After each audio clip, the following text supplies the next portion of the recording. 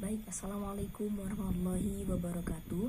Saya Dewi Nura Fauzia dari program studi Teknik Informatika kelas D akan menyampaikan uraian singkat terkait pengolahan citra digital.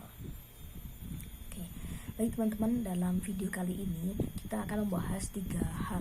Yang pertama itu tentang pengertian citra digital dulu. Kemudian yang kedua, bagaimana proses atau terbentuknya citra digital. Dan yang terakhir atau yang ketiga adalah kegunaan citra digital, gitu ya. Baik, yang pertama tentang citra atau pengertian citra. Citra itu adalah gambar, begitu ya teman-teman.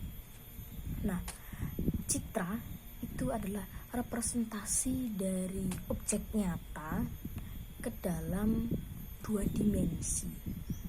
Nah, objek nyata itu adalah hal-hal nyata ya, objek-objek nyata yang ada di sekeliling kita seperti itu.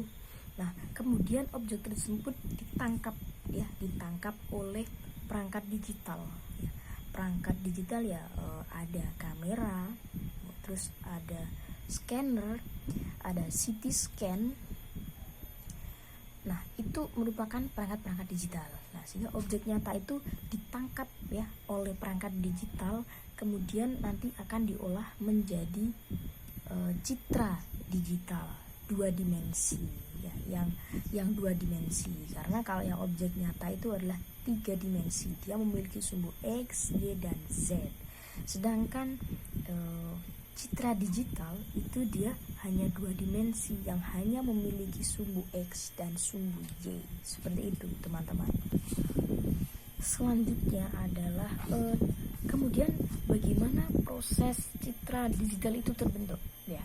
Nah, kalau kita pahami bahwasanya proses citra digital yang pertama ya dari objek, ada objek melalui 2 proses, yaitu proses sampling dan proses satu adalah proses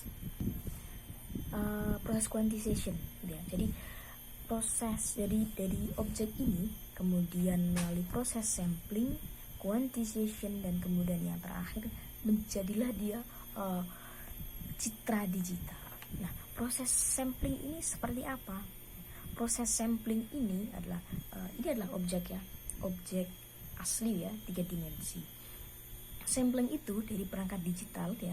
Kalau mungkin teman-teman tahu yang kotak-kotak pixel ya, grid. Nah, jadi sampling ini adalah proses pembuatan grid ini membuat grid ini tadi atau kotak-kotak ini tadi pixel atau picture element ya.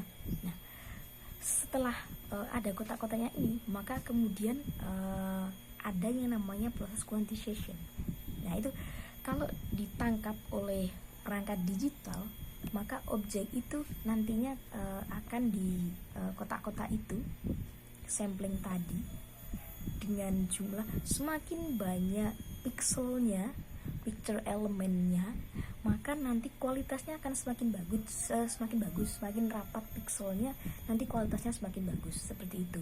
Kemudian proses acquisition ini seperti ini. Misal dalam satu kotak ya, dalam satu kotak pixel itu dominan oleh ini tadi, oleh warna yang hasil dari ini tadi, dari jepretan dari perangkat. Nah, maka dia akan jadi satu warna tersendiri di dalam proses quantization seperti itu. Nah, setelah dari proses dibuat kotak-kotak ini tadi, pixel tadi, maka kemudian yang dominan dalam satu kotak pixel itu lebih banyak, maka satu kotak pixel itu diikutkan ya. Nah, kemudian bagaimana kalau tidak dominan, maka dia jadi kotak, misal kotak pixel itu kotak gini ya.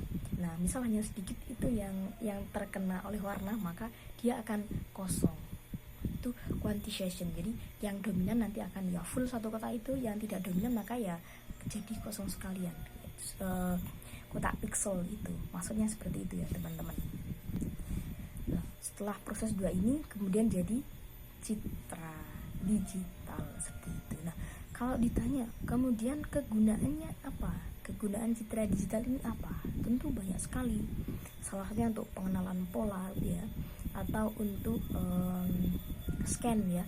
Kalau mungkin teman-teman tahu yang sedang viral kemarin-kemarin ini itu adalah e-tilang ya, elektronik tilang. Itu dia menggunakan penerapan citra digital, pengolahan citra digital, yang mana ketika terjadi pelanggaran otomatis perangkat ini tadi ya, yang kita sebut perangkat digital, itu akan men-scan plat nomor dari yang melakukan pelanggaran.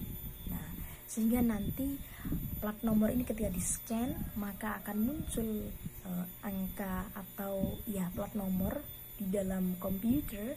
Nah, nanti sehingga itu orang yang memiliki plat itu nanti akan kena tilang gitu ya.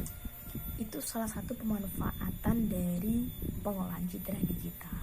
Dan sebetulnya masih banyak lagi teman-teman contoh dari penerapan pengolahan citra digital seperti itu. Ya mungkin hanya penjelasan singkat yang saya sampaikan. Untuk penjelasan lebih lengkap mungkin di lain kesempatan akan kita bahas lagi. Jadi teman-teman, mohon maaf apabila dalam penyampaian kurang maksimal, boleh kritik dan saran teman-teman sampaikan secara langsung. Akhirul kalam, assalamualaikum warahmatullahi wabarakatuh.